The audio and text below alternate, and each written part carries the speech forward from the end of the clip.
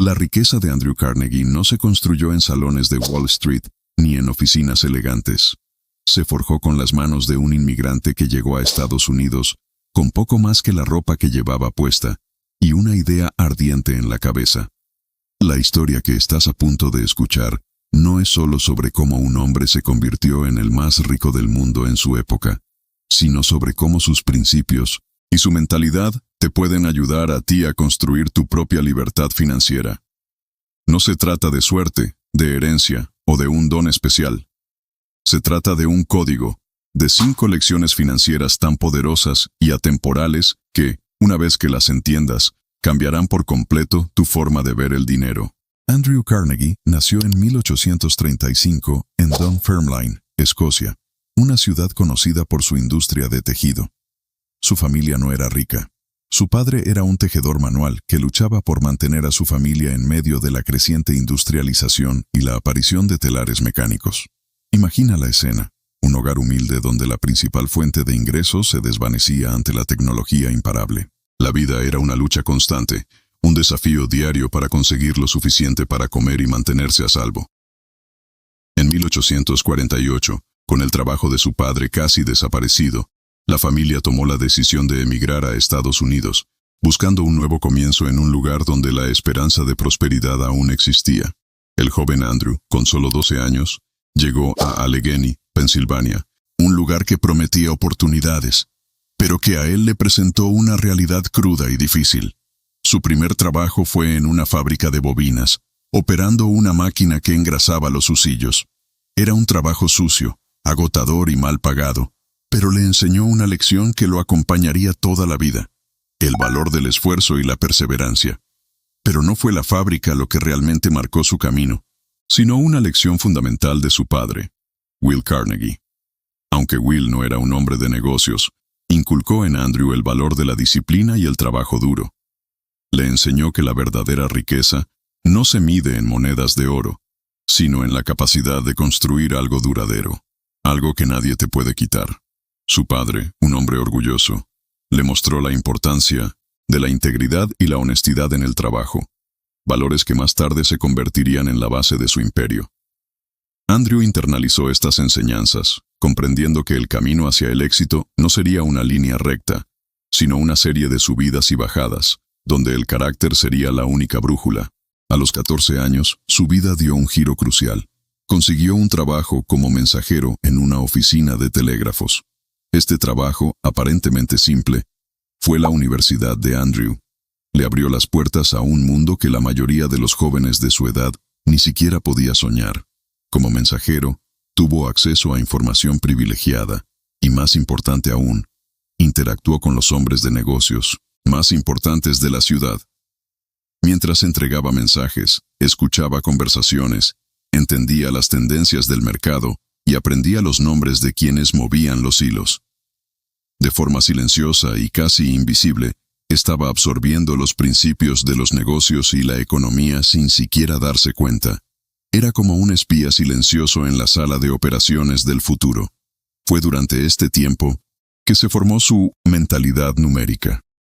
Carnegie se dio cuenta de que el mundo se movía con números, y quien entendiera cómo interpretarlos tendría una ventaja decisiva. En su tiempo libre, en lugar de jugar o descansar, Carnegie estudiaba los reportes financieros, memorizaba los nombres de los ejecutivos y analizaba las fluctuaciones del mercado. Aprendió a decodificar los mensajes del telégrafo, no solo para hacer su trabajo, sino para entender el verdadero significado detrás de cada cifra y cada transacción. Su mente, como una esponja, estaba lista para absorber todo el conocimiento que se le presentaba. No se trataba solo de leer números, se trataba de leer el futuro a través de ellos. Este conocimiento lo llevó a su siguiente gran paso. Gracias a su rapidez y su aguda mente, el superintendente de la compañía de ferrocarriles de Pensilvania, Thomas A. Scott, lo notó y lo contrató como su asistente y operador de telégrafos. Este nuevo trabajo fue un trampolín. Mientras operaba los telégrafos, Carnegie comenzó a observar con fascinación cómo el mundo de la industria y la tecnología se entrelazaban. Se dio cuenta de que el verdadero poder no estaba en el dinero que se tenía, sino en la capacidad de ver oportunidades donde otros solo veían caos. Su padre le había enseñado el valor del trabajo duro, pero el trabajo en el ferrocarril le abrió los ojos al poder de la inversión. Scott, su jefe y mentor, le dio la primera oportunidad de invertir. Le dijo a Andrew: «Tengo un negocio de carretas y necesito un socio. ¿Quieres invertir $600? A Andrew le faltaba el dinero, pero su madre, una mujer de una tenacidad inquebrantable, hipotecó su casa para que pudiera hacer la inversión. En ese momento no lo sabía, pero no estaba invirtiendo en carretas, estaba invirtiendo en su futuro. Estaba comprando su boleto de entrada a un juego que no conocía, pero que su mente ya estaba lista para jugar. Y en ese primer paso, en esa primera inversión, comenzó a sentar las bases de la que se convertiría en su primera y más importante lección financiera. La historia que la mayoría de la gente te cuenta sobre el éxito es una mentira a medias. Te dicen que el único camino es trabajar duro, madrugar más que nadie, dormir menos que todos. Y sí, Andrew Carnegie fue un trabajador incansable, pero ese no fue el verdadero secreto de su éxito. Si solo se hubiera dedicado a trabajar duro, habría pasado su vida como un empleado más en la compañía de telégrafos. El verdadero secreto es algo mucho más sutil y poderoso. Es la diferencia entre un granjero que ara la tierra con un burro y uno que lo hace con un tractor. Ambos trabajan duro, pero solo uno trabaja de forma inteligente. Ese es el secreto que Carnegie entendió mejor que nadie. El verdadero éxito no es trabajar duro, es trabajar con una estrategia que otros no ven. Carnegie se dio cuenta de esto cuando estaba trabajando para Thomas A. Scott en la compañía de ferrocarriles. Observaba a los otros empleados. Veía a hombres robustos que se jactaban de trabajar 12 o 16 horas al día, cargando cajas, arreglando vías, sudando bajo el sol. Eran admirables, pero sus salarios no crecían. Su posición no cambiaba. Mientras tanto, él, sentado en un escritorio, con un telégrafo en las manos, estaba moviendo dinero, conectando ciudades y planeando el futuro. Su trabajo duro no era físico, era mental, era estratégico. Comprendió que el esfuerzo físico solo te da un ingreso lineal, pero el esfuerzo estratégico te da un crecimiento exponencial. Piensa en tu propia vida. ¿Alguna vez te has sentido como si estuvieras en una caminadora, corriendo lo más rápido que puedes pero sin llegar a ningún lado? Ese es el resultado de confundir actividad con productividad. Carnegie veía esto en su industria. Veía a otros empresarios tratando de hacer todo a la vez. Manejar 1000 negocios pequeños, invertir en modas pasajeras, complicar sus operaciones. Carnegie hizo lo contrario. Él no quería construir un imperio complejo. Quería construir uno simple, pero inexpugnable. Esta fue su segunda gran lección. La simplicidad es la máxima ventaja competitiva. Mientras otros construían laberintos, él construía autopistas. Se enfocó en una sola cosa: el acero. Y no solo en producirlo, sino en optimizar cada paso del proceso. No le interesaba tener 100 fábricas, le interesaba tener las fábricas más eficientes del mundo. Se obsesionó con cada detalle para eliminar el desperdicio y aumentar la producción. No se dispersó, no diversificó por el simple hecho de hacerlo. Se dedicó a una sola industria, la estudió a fondo y se propuso ser el líder indiscutible en ese sector. Este enfoque en la simplicidad no era un acto de pereza, era un acto de maestría.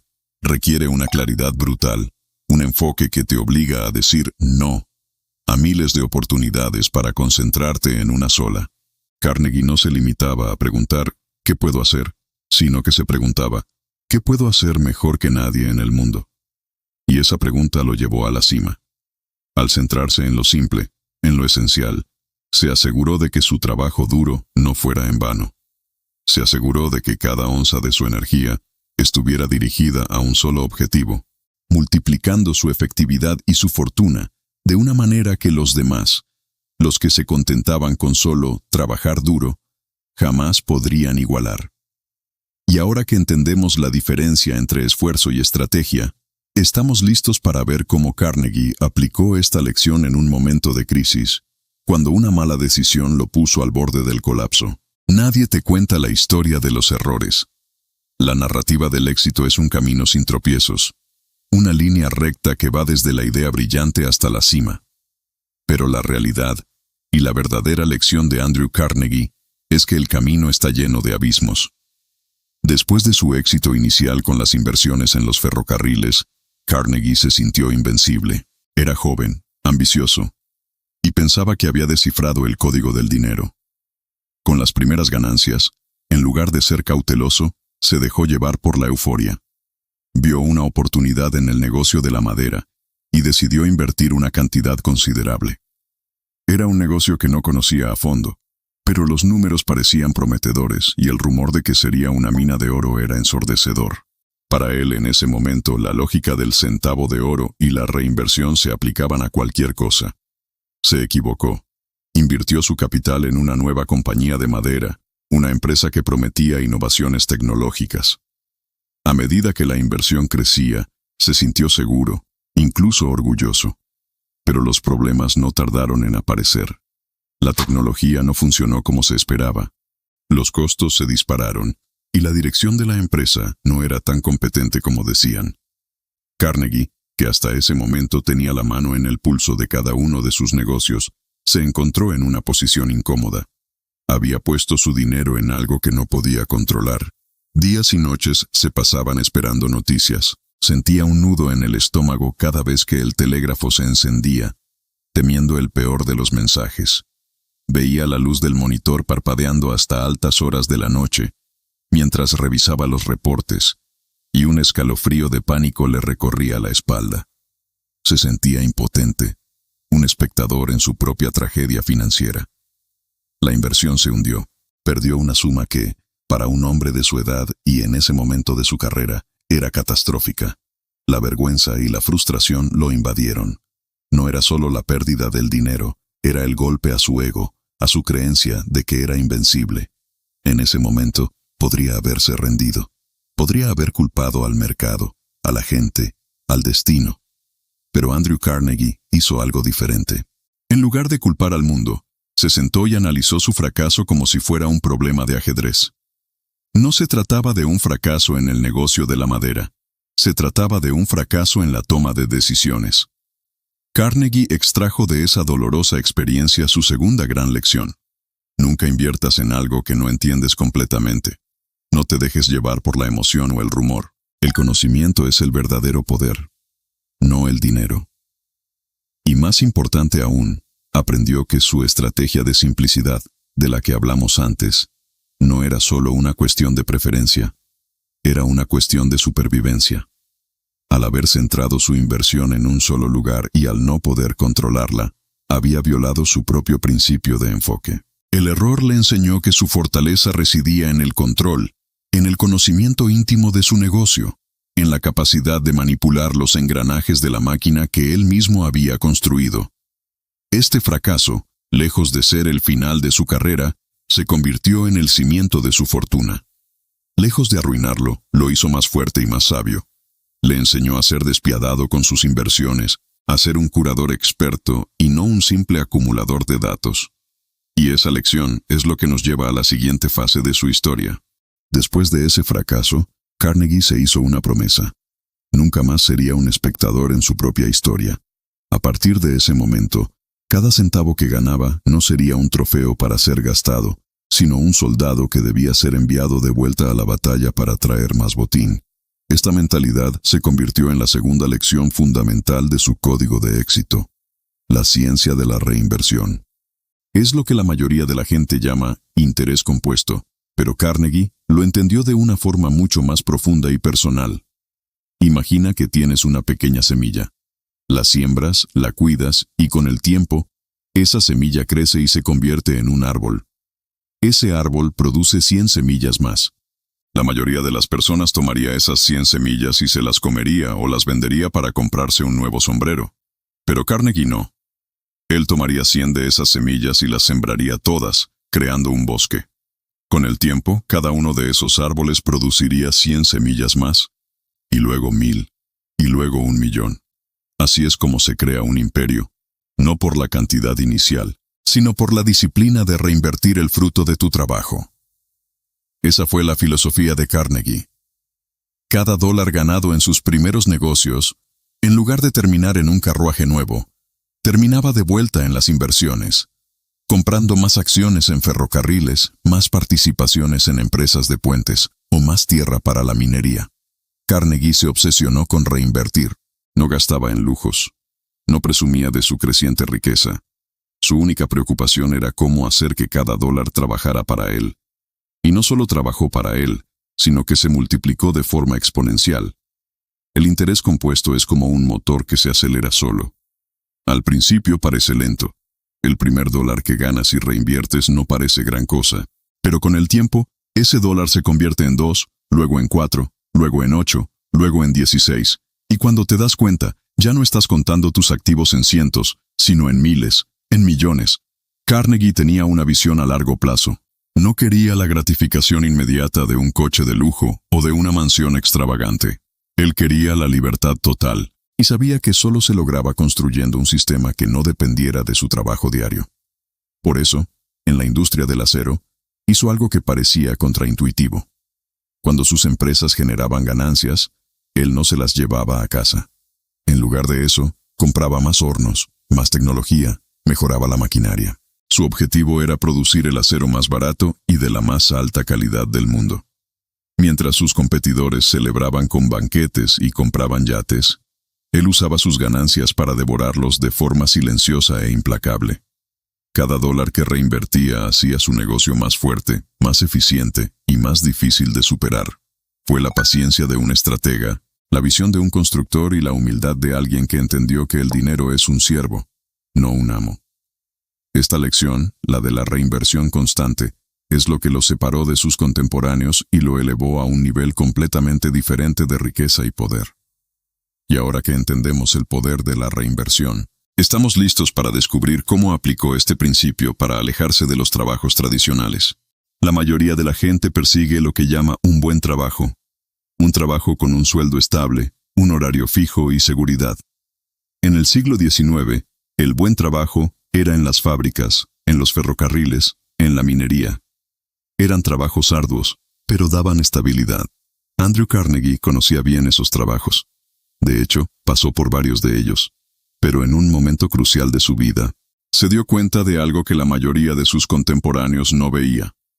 El camino hacia la verdadera libertad financiera no se encuentra en la estabilidad de un empleo.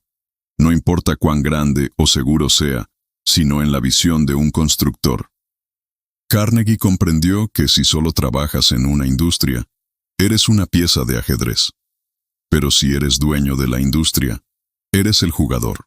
La gente trabajaba en los ferrocarriles, y él, en cambio, invertía en ellos.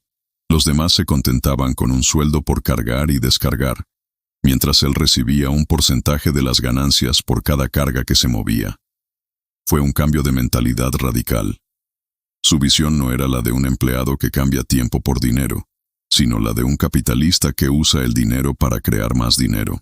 Y lo mismo sucedió cuando se acercó a la industria del acero. En lugar de trabajar para una compañía de acero, vio que el futuro se construiría con ese material. Se dio cuenta de que el acero era el esqueleto de la civilización moderna. Los rascacielos, los puentes, los ferrocarriles y los barcos se construirían con él. Por lo tanto, no le importaba trabajar en una empresa que ya existía. En cambio, decidió construir la empresa que controlaría la producción de acero. La gran lección de Carnegie es que el dinero más valioso no es el que se te paga por un trabajo, sino el que se genera por los activos que posees. Él no se hizo rico operando los telégrafos, sino invirtiendo en la compañía de telégrafos. No se hizo rico soldando metal, sino siendo dueño de los hornos que fundían el metal. Y esa es la diferencia crucial entre un trabajo y un activo. Un trabajo te da un ingreso lineal, a más horas, más dinero. Un activo te da un ingreso exponencial, sin límites, porque una vez que lo posees, trabaja para ti mientras duermes, mientras comes, mientras pasas tiempo con tu familia. Carnegie no se detuvo a pensar, ¿dónde puedo conseguir un gran empleo? En cambio, preguntó, ¿qué industria está en auge y cómo puedo ser dueño de ella? Y la respuesta a esa pregunta lo alejó de la mentalidad de empleado y lo convirtió en un magnate. La libertad que él buscaba no era la de tener un buen salario, sino la de tener la opción de no trabajar si no quería. Y eso, amigo mío, es la verdadera definición de la riqueza. Una de las lecciones más importantes que Carnegie aprendió no fue de sus éxitos, sino de sus fracasos. Al principio, invirtió su dinero en varios negocios, dispersando su atención y su capital en industrias que no conocía a fondo. Como resultado, casi perdió todo. Fue un golpe devastador, pero le enseñó una verdad fundamental. El verdadero poder no está en la diversificación, sino en la concentración. Así nació su tercera gran lección. Elige un sector, sé el mejor en él y no te disperses. La mayoría de los asesores financieros te dirán que diversifiques tu cartera, y esa es una buena estrategia para alguien que quiere proteger su dinero. Pero Andrew Carnegie no quería proteger su dinero, quería multiplicarlo. Sabía que la diversificación es un escudo, no una espada. Si dispersas tu energía en 10 negocios diferentes, serás mediocre en 10. Pero si concentras toda tu energía en uno solo, puedes convertirte en un maestro. Esa fue su visión. A partir de ese momento, puso todos sus esfuerzos, su capital y su atención en una sola industria: el acero. Se propuso no solo ser un jugador más en el mercado, sino ser el jugador más grande, más eficiente y más rentable del mundo. No fue una decisión al azar. Él había trabajado en los ferrocarriles y había visto de primera mano cómo el acero era el futuro. Vio la necesidad de puentes, de vías, de edificios. Vio que el mundo necesitaba un material fuerte y confiable, y se propuso ser la única fuente de ese material. Así que, en lugar de comprar acciones en empresas de telégrafos, carretas y ferrocarriles, las vendió todas y se concentró en construir su propio imperio del acero. Compró minas de hierro, minas de carbón, barcos, trenes y fábricas.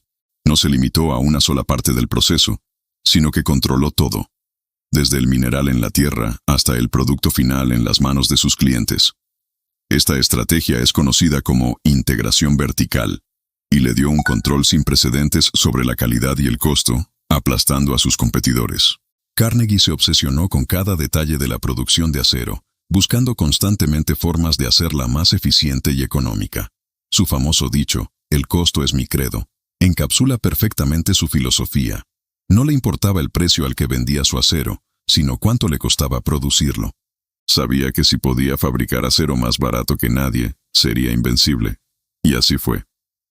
Mientras sus rivales luchaban por sobrevivir, Carnegie's Steel Company prosperaba. No porque fuera más inteligente que los demás, sino porque estaba más enfocado que los demás. Se convirtió en el indiscutible rey del acero, porque se negó a ser un rey en cualquier otra cosa. Para Andrew Carnegie, el éxito no era un esfuerzo solitario. Aunque su nombre estaba en la puerta de la fábrica, sabía que detrás de cada gran fortuna hay un equipo de mentes brillantes. Su estrategia para el acero no solo se basó en la tecnología y el enfoque, sino en la colaboración estratégica, en rodearse de personas más inteligentes y talentosas que él en áreas específicas. Él mismo lo admitió. Es un gran secreto el que un hombre sea un genio en una cosa, pero que sea un idiota en todo lo demás. El hombre que se cree un genio en todo es un tonto. Carnegie no pretendía ser un experto en cada etapa de la producción de acero. En cambio, su genialidad residía en su capacidad para reconocer el talento y delegar de forma efectiva. Uno de sus socios más importantes fue Henry Clay Frick, un genio de la industria del carbón y la coque. Carnegie, reconociendo el talento de Frick para la gestión y la optimización de costos, lo trajo a su empresa. Frick era metódico, implacable y se obsesionaba con la eficiencia. Juntos, crearon una máquina de hacer dinero. Carnegie era la visión, el estratega a largo plazo, y Frick era la ejecución, el hombre que hacía que la maquinaria funcionara sin problemas y al menor costo posible. Carnegie construía los puentes y los rascacielos, y Frick le daba el material para hacerlo, de forma más barata y eficiente que cualquiera. Esta alianza fue un ejemplo perfecto de cómo un gran líder no necesita ser un experto en todo, sino un experto en encontrar a otros expertos. Otro socio clave fue Charles Schwab, un joven prodigio de la industria del acero que se destacó por su innovación y su capacidad para inspirar a los trabajadores. Schwab entendía la psicología de la fábrica, sabía cómo motivar a las personas y cómo implementar mejoras tecnológicas. Carnegie lo vio y lo ascendió rápidamente. Schwab no era un socio financiero, sino un socio operativo, alguien que se aseguraba de que la maquinaria funcionara no solo de manera eficiente, sino también con el mejor espíritu de equipo. Carnegie no se sintió amenazado por su talento, sino que lo abrazó sabiendo que el éxito de la compañía dependía de la habilidad de su equipo. La gran lección de esta etapa de su vida es que la mentalidad de lo hago todo yo es un camino directo al fracaso, o, en el mejor de los casos, a una mediocridad segura. Los verdaderos líderes y constructores de imperios entienden que su mayor activo no es su propio conocimiento, sino su habilidad para atraer y retener a los mejores talentos. Carnegie no buscaba socios que dijeran que sí a todo, buscaba a los que lo desafiaran, los que pensaran diferente y los que pudieran hacer un trabajo mejor que él en su área. Su mayor logro no fue construir fábricas, sino construir un equipo de superestrellas que trabajaran en perfecta armonía. Carnegie construyó su fortuna con una disciplina implacable, pero la verdadera lección de su vida no se encuentra en la acumulación de riqueza, sino en su distribución. Esta filosofía, que plasmó en su famoso ensayo, El Evangelio de la Riqueza, es su cuarta lección fundamental y una de las más poderosas. Para él, ganar dinero no era el fin, sino el medio. El propósito final de la riqueza era usarla para el bien de la sociedad. En sus propias palabras, el hombre que muere rico, muere en desgracia.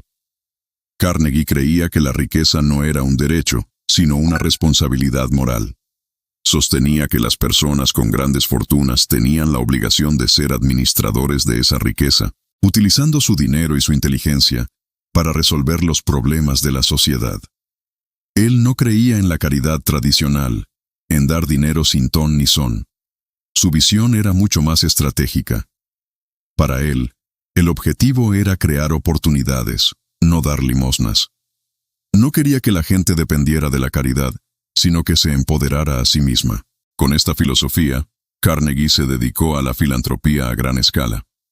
Construyó miles de bibliotecas públicas en todo el mundo, uniendo la educación y el conocimiento con la gente común.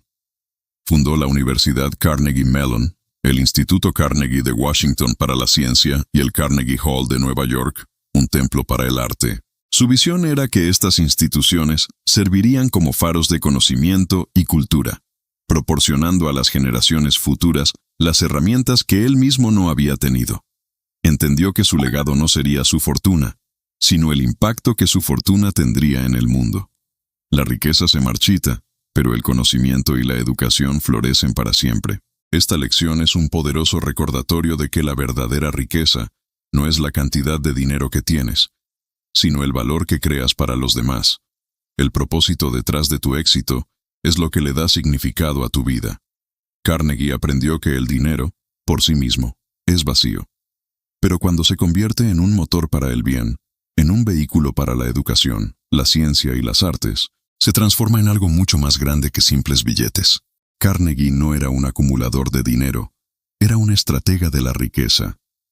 A medida que su imperio de acero crecía, también lo hacía su inquietud. Se dio cuenta de que su pasión ya no era la acumulación, sino el impacto. En 1901, a los 65 años, decidió que había llegado el momento de dejar de ser un magnate de los negocios para convertirse en un filántropo a tiempo completo. Fue una decisión monumental, la venta que cambiaría el curso de su vida y la historia de la industria. J.P. Morgan, el titán de las finanzas de la época, quería consolidar la industria del acero y convertirla en una sola compañía, un gigante que controlaría el mercado. Se acercó a Carnegie para comprarle su imperio. La negociación fue una obra maestra de la ambición. Morgan, en un famoso encuentro, le preguntó a Carnegie por el precio. Carnegie, sin dudar, escribió un número en un papel: $480 millones. Una suma astronómica para la época, que hoy equivaldría a miles de millones. Morgan simplemente aceptó. En ese momento, la Carnegie Steel Company se convirtió en parte de U.S. Steel, y Andrew Carnegie, el rey del acero, se retiró del mundo de los negocios. Esta venta no fue solo una transacción financiera, fue una declaración de intenciones. Carnegie había logrado el objetivo que se había propuesto: construir el imperio del acero más grande del mundo. Pero ahora tenía una nueva misión, una mucho más personal y ambiciosa. A partir de ese día, se dedicó por completo a su verdadera pasión, la filantropía. Ya no pasaría sus días en la oficina, sino viajando por el mundo, construyendo bibliotecas, fundando universidades e invirtiendo en la ciencia. Se dedicó a dar la mayor parte de su fortuna, creando fundaciones que llevarían su nombre y su legado mucho más allá de las fábricas de acero. La lección aquí es profunda. Carnegie entendió que hay una diferencia entre ganar la carrera y terminar la carrera. Muchas personas pasan toda su vida persiguiendo el dinero, solo para encontrar que, una vez que lo tienen, se sienten vacíos. Carnegie, en cambio, entendió que el verdadero propósito de la riqueza no es acumularla, sino usarla para tener un impacto duradero. Su venta no fue el final, fue el comienzo de su verdadero legado. En un mundo de magnates, Carnegie fue una anomalía. Su riqueza no lo convirtió en un capitalista codicioso, un villano de los libros de historia, sino en un capitalista con conciencia social. La mayoría de sus contemporáneos, como John D. Rockefeller o J. P. Morgan, eran vistos por el público como figuras despiadadas, impulsadas por el beneficio a cualquier costo. Carnegie, en cambio, se distinguió por su filosofía de que la acumulación de riqueza no era el objetivo final, sino que la verdadera medida del éxito era el impacto social que se lograba con ella. Carnegie no solo predicó esta filosofía, la vivió.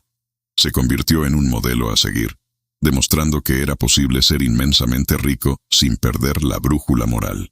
Utilizó su inmensa fortuna para financiar iniciativas que elevaban a la humanidad, no solo a su propia clase social.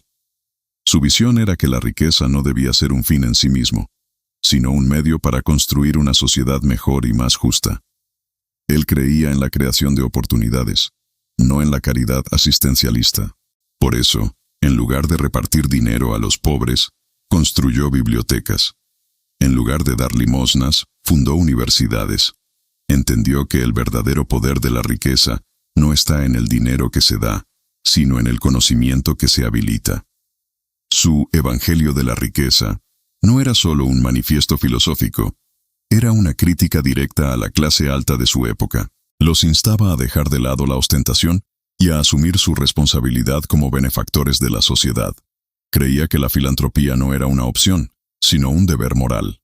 Esta visión lo diferenció radicalmente de otros titanes de la industria, que veían su dinero como un derecho a la libertad personal para gastarlo en lujos y propiedades. Carnegie, en cambio, veía su dinero como un instrumento para el progreso. Esta lección es fundamental en el mundo de hoy.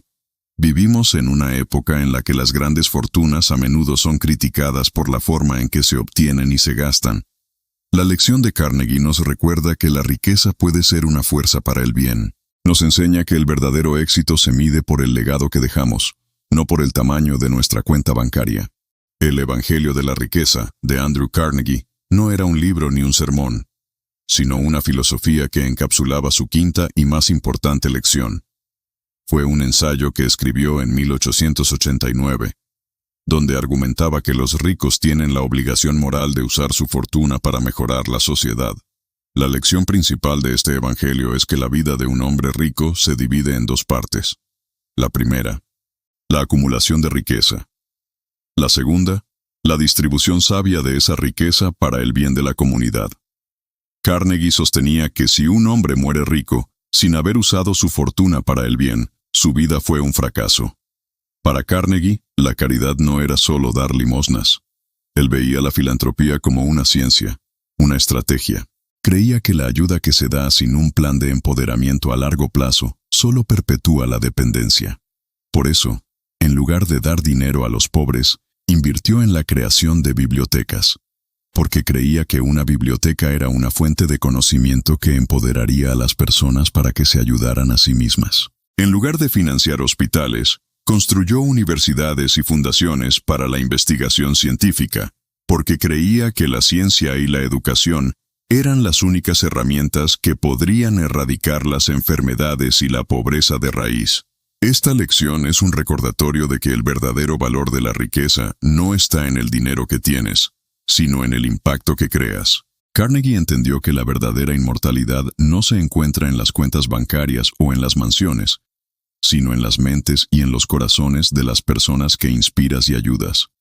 Su legado no son las toneladas de acero que produjo, sino las miles de bibliotecas que construyó, las universidades que fundó y las vidas que transformó. Para él, El propósito de la vida era dejar un mundo mejor del que encontró, y la riqueza era simplemente el vehículo para lograrlo. Incluso con todo su dinero y poder, la vida de Andrew Carnegie no fue perfecta. Al final de su vida, a pesar de su inmensa riqueza, el rey del acero se enfrentó a un sentimiento de vacío. Esta fue su lección más difícil, una que el dinero no podía comprar. Aunque fue un titán de los negocios, sus últimos años estuvieron marcados por la soledad. Su lección no está en el éxito de su imperio, sino en la humildad y la reflexión que vinieron después. Carnegie se arrepintió de varias cosas al final de su vida, pero una de las más grandes fue su implacable búsqueda de la riqueza. A pesar de haber dado gran parte de su fortuna, la sombra de su despiadada ambición y el daño que causó a sus trabajadores en la masacre de Homestead en 1892 lo persiguió hasta el final. Se dio cuenta de que el dinero, por sí solo, no puede redimir un alma. Esta lección es un recordatorio de que la vida no se trata solo de la acumulación, sino de la conexión humana. El éxito no se mide en la cantidad de dinero en tu cuenta bancaria, sino en el impacto que tienes en las personas. La riqueza es un medio, no un fin. Si la persigues sin un propósito mayor, te encontrarás vacío. Andrew Carnegie, a pesar de sus millones, se dio cuenta de que la vida más rica no es la más llena de dinero, sino la más llena de propósito y significado. La primera lección de Andrew Carnegie fue la mentalidad del centavo de oro, la idea de que cada centavo ahorrado y reinvertido es una semilla para la riqueza futura. En la era digital, esta lección sigue siendo fundamental, pero el campo de juego ha cambiado. Hoy, el centavo de oro no es solo el dinero que ahorras, sino también la información y la atención que inviertes. La mayoría de la gente gasta su tiempo libre en redes sociales, en noticias vacías y en entretenimiento sin fin. Es el equivalente moderno de malgastar el centavo de su atención. Carnegie, en cambio, veía la información como una moneda. Él la recolectaba de forma obsesiva en los telegramas. Hoy, la información está en podcasts, en libros digitales, en cursos en línea. La lección 1 en la era digital es: deja de consumir y empieza a invertir tu tiempo. Usa tus 15 minutos libres en la fila para escuchar un podcast sobre finanzas, en lugar de revisar TikTok. Usa tu hora de almuerzo para leer un libro sobre negocios, en lugar de ver series. Cada minuto que inviertes en adquirir conocimiento es un centavo de oro para tu futuro. Además, el concepto de reinversión se extiende a tus habilidades. La lección 1 nos enseña que el activo más valioso que tienes eres tú mismo. La mayoría de las personas se detienen en la educación formal, pero el mundo digital nos exige una educación continua. Invertir en una nueva habilidad, como aprender a programar, a crear un embudo de ventas o a dominar una herramienta de IA, es como reinvertir en la producción de acero. Te hace más valioso, más eficiente y más rentable. Carnegie no se detuvo en el aprendizaje. Él lo hizo su hábito diario. Hoy, en la era digital, la mentalidad del centavo de oro no solo es una cuestión de dinero, sino de tiempo, energía y aprendizaje constante. Es un recordatorio de que cada pequeña inversión en tu conocimiento y tus habilidades se compone con el tiempo para crear un futuro de libertad. La segunda lección de Carnegie es el poder de la reinversión y el interés compuesto. En la era digital, esta lección sigue siendo la clave para construir una fortuna. Pero no solo se aplica al dinero, sino también a la información y a las relaciones. El interés compuesto financiero es el concepto de reinvertir las ganancias para que tu dinero crezca de forma exponencial. Carnegie lo aplicó comprando más acciones y mejorando sus fábricas. Hoy puedes aplicarlo invirtiendo en activos digitales. En lugar de gastar tus ganancias en lujos, puedes reinvertirlas en fondos de inversión, criptomonedas o incluso en la compra de un dominio de Internet que puedas monetizar. La clave, como en la época de Carnegie, es la paciencia. El interés compuesto es un motor lento al principio, pero con el tiempo se convierte en una fuerza imparable. Pero la lección de Carnegie va más allá de lo financiero. El interés compuesto del conocimiento es quizás aún más poderoso en la era digital. Cada libro que lees, cada curso que tomas y cada podcast que escuchas no solo te da una nueva pieza de información, sino que se conecta con la información que ya tienes, creando una red de conocimiento. Cuanto más aprendes, más fácil se te hace aprender, porque tienes más conexiones y más contexto. Es por eso que los grandes líderes y pensadores nunca dejan de aprender. Finalmente, existe el interés compuesto de las relaciones. Carnegie construyó su imperio no solo por el dinero, sino por las alianzas estratégicas que formó con mentes brillantes. Hoy, en la era de las redes sociales, cada conexión que haces, cada persona que ayudas y cada mentor del que aprendes se compone con el tiempo. La reputación que construyes hoy se convierte en la oportunidad que recibes mañana.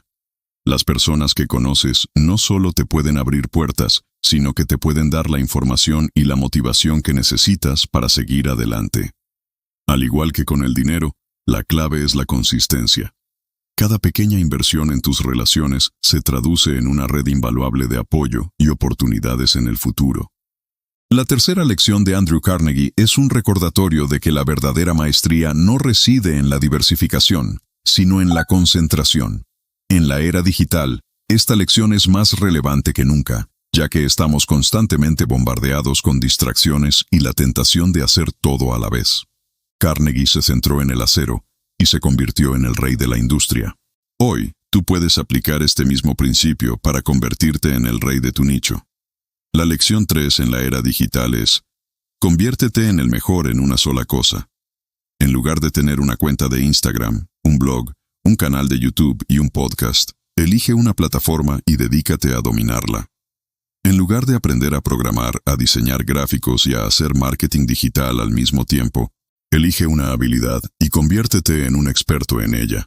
La mayoría de la gente intenta ser un generalista, alguien que sabe un poco de todo. Pero la verdadera riqueza y el verdadero impacto vienen de ser un especialista. Carnegie no se detuvo en ser un experto en acero, también se obsesionó con la eficiencia y la reducción de costos. Hoy, esa mentalidad se traduce en la optimización. Una vez que eliges tu nicho, tu objetivo no es solo ser bueno, sino ser el más eficiente. Utiliza herramientas de IA para automatizar tareas. Aprende atajos de teclado para ser más rápido. Y consume información de forma selectiva para no perder tiempo. Como Carnegie, obsesiónate con cada detalle, con cada proceso, para que puedas producir un trabajo de la más alta calidad en el menor tiempo posible. Al final, la lección de Carnegie es un recordatorio de que el éxito no es una cuestión de suerte, sino de enfoque. Cuando te concentras en una sola cosa y te conviertes en el mejor en ella, no solo te vuelves valioso, te vuelves indispensable. La cuarta lección de Andrew Carnegie, resumida en su filosofía del Evangelio de la riqueza, no era un simple acto de caridad, sino un plan estratégico para una vida con propósito. Para Carnegie, el objetivo no era solo acumular riqueza, sino usarla para mejorar la vida de los demás, un principio que, en la era digital, se ha vuelto más accesible que nunca. La lección 4 en la era de hoy es que la filantropía no es solo para los multimillonarios. Carnegie creía en la contribución de forma estratégica, y hoy en día no necesitas un imperio de acero para hacer un impacto. Puedes aplicar esta lección a tu vida con lo que se conoce como mini-filantropía. Se trata de donar tu tiempo, tu talento o una pequeña parte de tus ingresos de forma regular a causas que te importen. Por ejemplo, en lugar de dar $1,000 una vez, puedes donar $10 al mes a una organización benéfica, lo que te permite tener un impacto constante y medir tu progreso. La clave es la consistencia y el enfoque, tal como Carnegie lo hizo con su dinero. Además, la lección 4 nos enseña a utilizar nuestra influencia para el bien. Carnegie utilizó su plataforma y su poder para impulsar la educación y la ciencia. Hoy, con la tecnología, cualquiera puede tener una plataforma. Puedes usar tus redes sociales para promover una causa que te apasione, para educar a otros o para conectar a personas que necesitan ayuda. No se trata de cuántos seguidores tienes, sino de la calidad de tu mensaje. Se trata de usar tu voz para el bien. Al final, la lección 4 de Carnegie es un recordatorio de que la vida más rica no es la más llena de dinero, sino la más llena de propósito y significado. Se trata de usar tu riqueza, ya sea grande o pequeña, como una herramienta para construir un mundo mejor. La última lección de Andrew Carnegie, el Evangelio de la riqueza, no se trata solo de dinero, sino de la riqueza total. Carnegie creía que la vida más rica no es la más llena de dinero, sino la más llena de propósito y significado. Esta lección nos enseña que el dinero es solo una herramienta, no el fin. En el mundo de hoy, la riqueza total no se mide en millones, sino en experiencias, relaciones y contribuciones. Carnegie nos enseñó que la verdadera felicidad no viene de la acumulación, sino de la creación de un legado.